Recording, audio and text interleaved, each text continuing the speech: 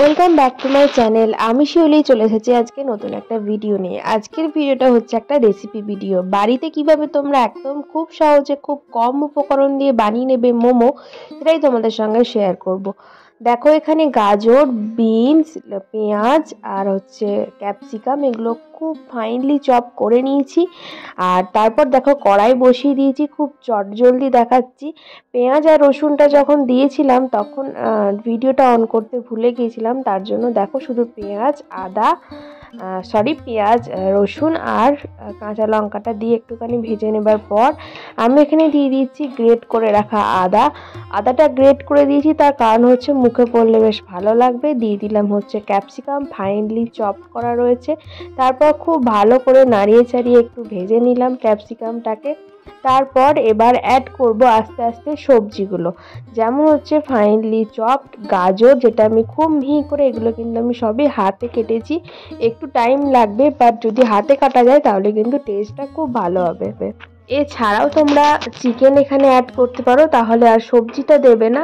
তো যাই হোক, এখানে আমি আজকে ভেজ মোমোই বানাচ্ছি, তার জন্য কিন্তু সব সবজি দিয়ে বানাচ্ছি।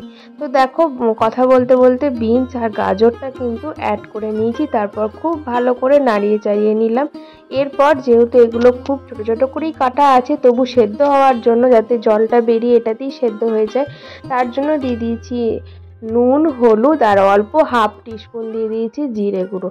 তো দিয়ে খুব ভালো করে এটাকে ভেজে নিতে হবে। আর এই সময় না ভীষণ সুন্দর একটা ফ্লেভার ছাড়বে। পেঁয়াজ, রসুন আর ক্যাপসিকাম দিলেই না সব কিছুরই একটা অন্যরকম স্বাদ বা গন্ধ দুটোই হয়ে যায়।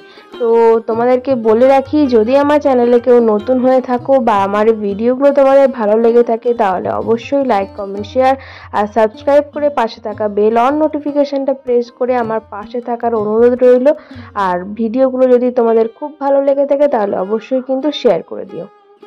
কথা বলতে বলতে দিয়ে দিয়েছি হচ্ছে ব্ল্যাক পেপার অর্থাৎ গোলমরিচের গুঁড়ো। তারপর দিয়ে দিচ্ছি অল্প করে সয়া সস। তারপর দিয়ে দিলাম গ্রিন চিলি সস, তোমরা চাইলে রেড চিলি সসও ব্যবহার করতে পারো। তো যাই হোক, আমি এখানে যেহেতু গোলমরিচ গুঁড়ো, কাঁচা লঙ্কা কুচি দিয়েছি, তার জন্য খুব অল্প পরিমাণে গ্রিন চিলি সসটা ইউজ করলাম। তারপর দিয়ে দিচ্ছি একদম টমেটো কেচাপ। তো এই তিনটে জিনিস দেওয়ার পরই একদম যখন এগুলো সেদ্ধ হয়ে যাবে তার ঠিক পরে দিতে হবে, আগে দিলে কিন্তু সেদ্ধ হবে না, যেহেতু সসে একটা টক ভাব থাকে। তো সব শেষে স্বাদটা ব্যালেন্স করার জন্য দিয়ে দিয়েছি চিনি, অল্প পরিমাণে চিনি দিয়েছি। তো একদম পুরটা রেডি হয়ে গেছে। দেখো পুরটাকে এবার আমি চাপা দিয়ে একটু সাইডে সরিয়ে রাখবো। তারপর আমি অনেকক্ষণ আগে থেকেই ময়দাটাকে মেখে নিয়েছিলাম, নুন আর অল্প তেল অর্থাৎ ময়ান দিয়ে এটাকে মেখে আমি একটা কন্টেনারের ভেতর ভরে রেখেছিলাম। তো এইভাবে দেখো ছোট্ট ছোট্ট করে যেভাবে লেচি কেটে নেওয়া হয়, লুচিতে যেভাবে লেচি কাটি অত বড় নয়, ওর থেকে একটু ছোট করে আমি প্রথমে কেটে নেব। বা তোমরা যদি বড় একটা রুটির মতো করে নিতে পারো, তারপর কোনো বাটি দিয়ে মানে বাটির মুখের সাহায্যে গোল গোল করেও তোমরা কেটে নিতে পারো, যার যেটা সুবিধা সেভাবেই করবে। তো দেখো আমি প্রথমে লেচিগুলোকে দেখো কেটে নিচ্ছি। সমস্ত লেচি কিন্তু কাটা হয়ে গেছে, দেখে নাও এতগুলো হয়েছে। এবার একটা একটা করে লেচি নেব আর ময়দার গুঁড়ো দিয়ে আস্তে আস্তে বেলে নেব। থিকনেস হবে কিন্তু খুব পাতলা, খুব মোটা যদি বেলা হয় তাহলে কিন্তু মোমোগুলো মোটা মতো হবে আর মানে সেদ্ধ হবে না খুব একটা ভালো ময়দাটা, তো একদমই খেতে ভালো লাগবে না। তো যতটা পারবে একদমই পাতলা করার চেষ্টা করবো। তোমাদের থিকনেসটা আমি দেখিয়ে দিলাম। আর যেহেতু ঘরে করা হচ্ছে, খুব ভালো করে পুর দিয়ে মানে বেশি করে পুর দিয়ে করলে কিন্তু খেতেও খুব ভালো লাগবে। আর এইভাবেই দেখো আমি কিন্তু এইগুলোকে সবগুলোকে পাকিয়ে নিচ্ছি।